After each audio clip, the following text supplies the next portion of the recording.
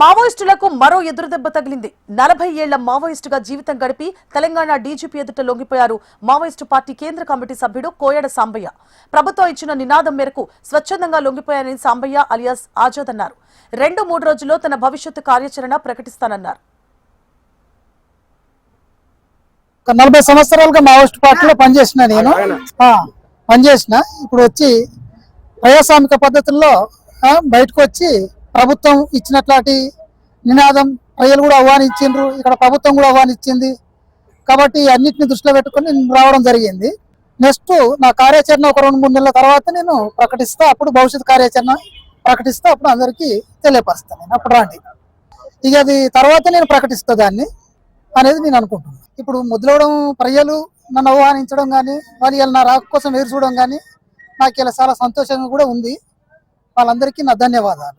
కుటుంబం కూడా ఇలా చూస్తున్నది కాబట్టి నా కోసం నా కుటుంబ సభ్యులకు కూడా నా తరఫున ధన్యవాదాలు.